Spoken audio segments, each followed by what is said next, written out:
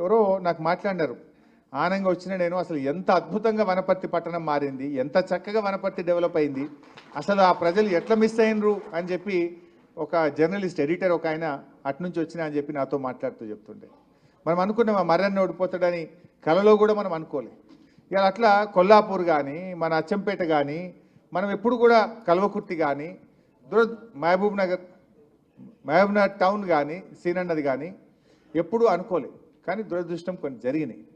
So దాన్ని మరి బాధపడాల్సిన అవసరం లేదు. ప్రజలు కూడా ఇప్పుడు ఆలోచనలో పడ్డారు.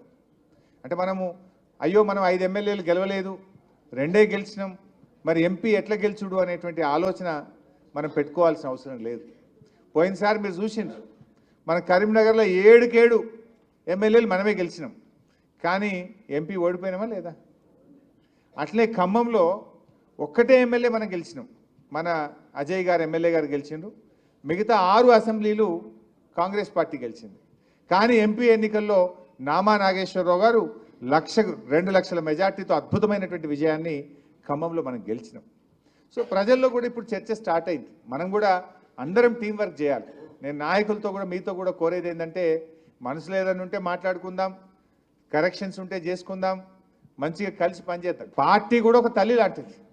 ఈ తల్లిని మనం నిలబెట్టుకోవాలి, మన తల్లిని మనం గౌరవంగా కాపాడుకోవాల్సినటువంటి బాధ్యత మన మీద ఉంది. సో పార్లమెంట్ ఎన్నికలు కూడా ఈక్వల్లీ మీకు ఇంపార్టెంట్. ఇప్పుడు మా అచ్చంపేట ఉంది, కల్వకుర్తి ఉంది, నాగర్ కర్నూలు ఉంది. అక్కడ ఇలా ప్రోటోకాల్లో మీకు ఒక ఎంపీ ఉన్నాడు అనుకోండి, డెఫినెట్గా ఒక ఆర్డీఓని పిలిచి మాట్లాడతాడు, ఒక డిఎస్పీని పిలిచి మాట్లాడతాడు, ఒక ఎంఆర్ఓని పిలిచి మాట్లాడగలిగే మీకు ఒక ప్రోటోకాల్ దొరుకుతుంది. అటు ఎమ్మెల్యే గారు లేక ఎంపీ గారు లేదనుకో, మనకు ఒక ప్రోటోకాల్ ఉంటుందా? పెద్ద దిక్కు ఉంటుందా?